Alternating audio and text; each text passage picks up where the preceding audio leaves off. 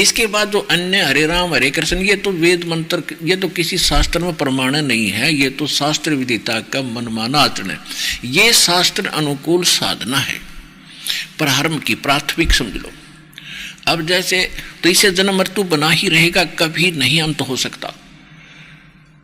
जैसे आप जी को बहुत बार दिखाया है, महावीर जैन, जो जैन धर्म के जो 24 में तीर्थंकर माने जाते हैं, वो ऋषभदेव के पोते थे। ऋषभदेव जी जैन धर्म के प्रवर्तक माने जाते हैं। और मारीची नाम था इस महावीर जैन का उस समय जब ये ऋषभदेव जी के पोते थे, और भरत के पुत्र थे। भरत ऋषभदेव जी का पुत्र था, अयोध्या का राजा था।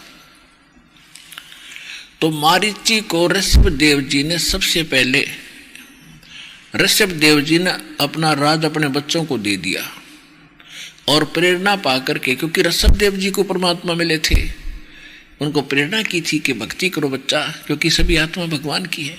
वो प्रेरणा पा करके परमात्मा के ज्ञान को स्वीकार किया नहीं, अन्य गुरुओं के पास गया, पंडितों के पास।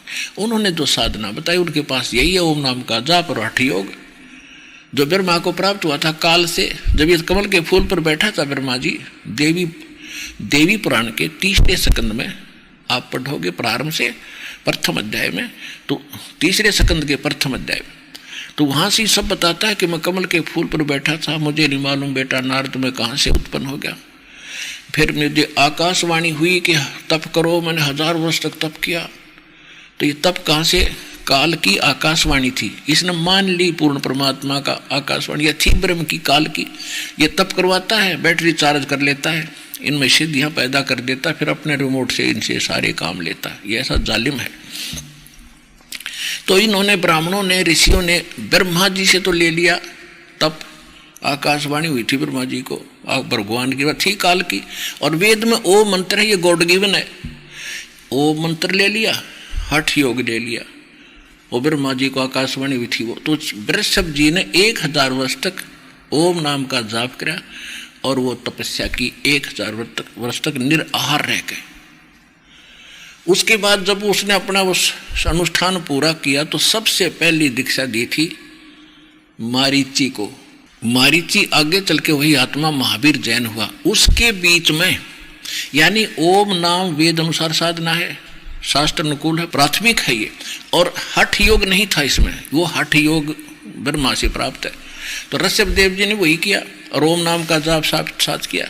तो ऋषभदेव जी का मोक्ष नहीं हुआ, वो जंगलों में घूम रहा था, मुंह में जो है पत्थर लेके, इसलिए घूम रहा था कि लोग पीछे पड़े हुए हैं, मुझे ऐसा बौला सा जान के ये निकट ना आएंगे।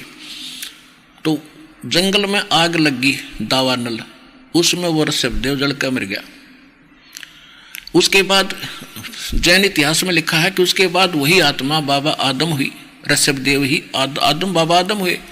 और उस बाबा आदम से फिर पूरा ये ईसाई धर्म और मुसलमान धर्म ये कितना फैल गया। तो बाबा आदम जन्मे तो मोक्ष ऋषभदेव का भी नहीं हुआ। अब रही बात उसकी मारीची की, जो महावीर जैन हुआ, उसके इतिहास देख ले। 60 करोड़ बार कुत्ता, 30 करोड़ बार गधा, पता नहीं के बार बना, कभी राजा बना, कभी स्वर्ग गया, फिर राजा बना, फिर स्वर्ग गया, फिर राजा बना, फिर स्वर्ग गया, फिर गधा बना। तो ये तो प्रोसेस है, प्रोसीजर है इस ओम नाम के जाप का। और इससे वो मोक्ष नहीं हो सकता जो गीता अध्याय नंबर 15 के श्लोक नंबर 4 में वर्णित है। इति सिद्धम के शास्त्र अनुकूल साधना ये है, और उस साधना के ये प्रारंभ है, ये कंप्लीट नहीं है। क्योंकि वो तो बता ही दिया है कि कंप्लीट साधना तो परमात्मा ने बताता है, और उसको तत्वदर्शी संत बताओगा, वो इस दास के पास है। और वो उनको उपलब्ध ना होने से अब वो साधना भी करके और फिर भी उस अनुत्तम गति में रहे। अपने आत्माओं, ये कथा कीर्तन तो आपने बहुत कर लिए और सुन भी लिए। अब ये तत्व ज्ञान समझो, इसको तत्व ज्ञान कहते हैं, जो सार निकाल के बताया जा उसको तत्व ज्ञान कहते हैं। अब जो प्रश्न चल रहा है कि आप ये देख रहे हो कि उससे भी मोक्ष नहीं हुआ। ओम नाम के जाप करने वाले आज तक जो साधना करते रहे उनसे भी वो मोक्ष प्राप्त नहीं हुआ, जिस जहाँ जाने के बाद फिर कभी जन्म मृत्यु नहीं होती। और जब तक, अब दूसरी बात ये है विचार करने की है कि महावीर जैन का कोई गुरु नहीं था आगे। जब वही मारीची वाली आत्मा महावीर जैन बने और उसने 363 पाखंड मत चलाए। पाखंड मत माने बकवाद साधना, जो लोक वेद और रहस्य, उस महावीर जैन से जो भी साधना अब कर रहे हैं वर्तमान के भाई जैनी भाई, वो महावीर जैन से प्राप्त ही साधना पर आरूढ़ है।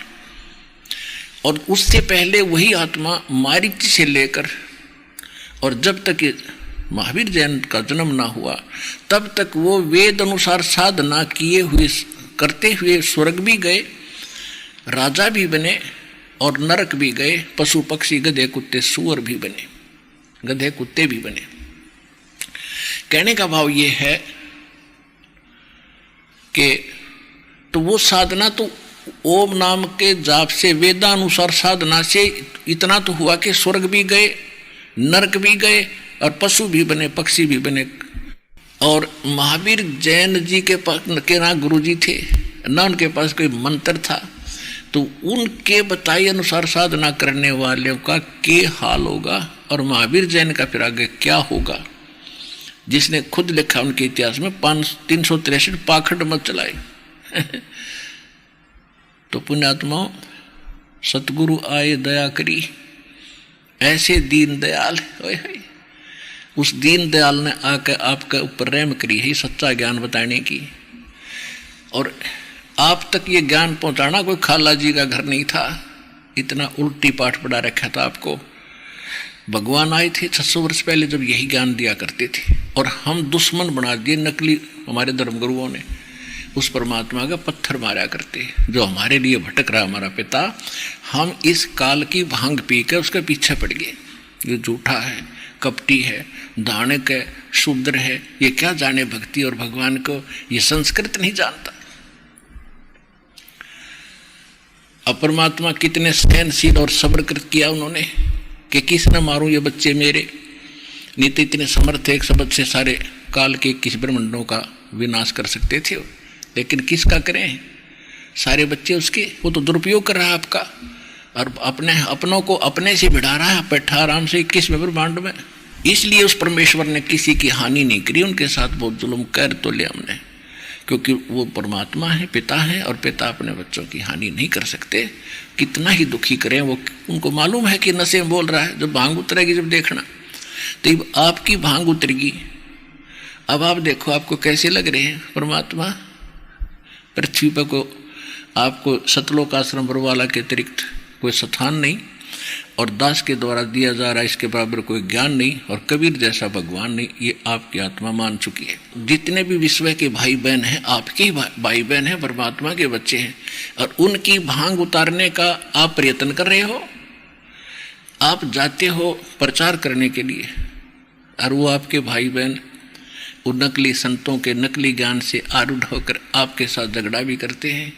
अब दास की प्रार्थना है कि आपको ज्ञान हो गया, आपने उनके साथ कोई झगड़ा नहीं करना, चाहे उनको समझाना ना माने उनकी मर्जी पर, उनको जोर जबरदस्ती नहीं करनी किसी के साथ नहीं, फिर परमात्मा का विधान नष्ट हो जाता है।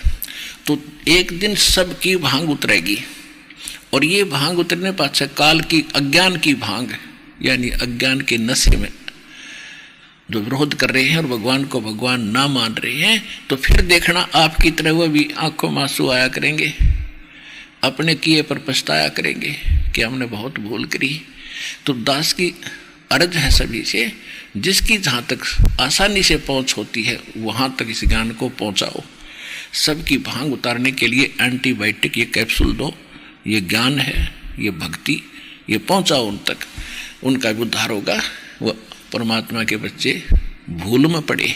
अब प्रसंग चल रहा है कि गीता ज्ञान दाता कह रहा है कि 7वें अध्याय के 29 में मंत्र, जब प्रसंग चल रहा था कि जैसे गीता ज्ञान दाता ब्रह्म की साधना करने से वो मोक्ष प्राप्त नहीं हुआ जो 15वें अध्याय के 4थे श्लोक में है। इसके साथ साथ 18वें अध्याय के 62वें श्लोक में गीता ज्ञानदाता कहता कि अर्जुन तू सर्वभाव से उस परमेश्वर की शरण में जा, उसकी कृपा से ही तू परम शांति को और सनातन परम धाम को प्राप्त होगा। और अपनी साधना को 7वें अध्याय के 18वें श्लोक में ये स्वयं कहता कि अर्जुन मेरी साधना भी अनुत्तमम है। अनुत्तमम माने कति घटिया ते घटिया। अनुत्तमम एक उत्तमम, उत्तम उत्तम माने सर्वोत्तम, और अनुत्तमम सब ते घटिया। घटिया का मतलब है व्यर्थ। और इन्होंने जो गीता अध्याय नंबर 7 के श्लोक नंबर 18 में अनुवाद किया है, अनुवादकर्ताओं ने अनर्थ कर दिया अज्ञान के कारण। अनुत्तम को अति उत्तम लिख दिया, सर्वश्रेष्ठ।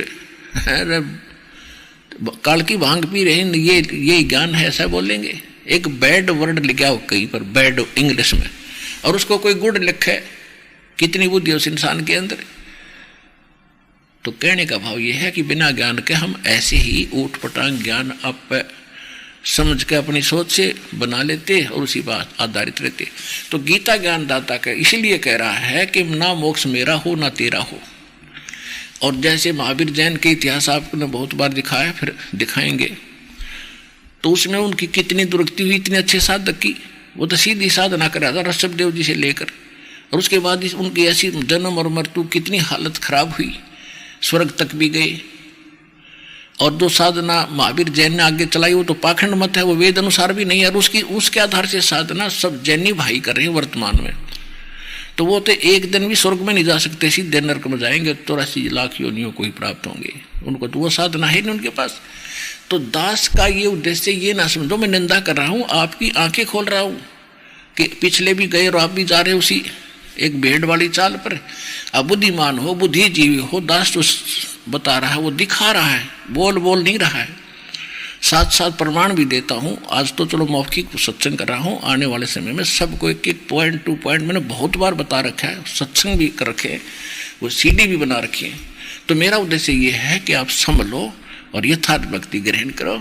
आप सभी भ्रमित हो, भगवान के लिए आप सब धर्मों में विभाजित हुए हो और सब पंथों में गए हो, तो इस पंथ को संभालो, इस ज्ञान को ग्रहण करो और फिर मिलाओ। पहले तुलना करो, बाद में आओ यहाँ पर तुलना कर लो।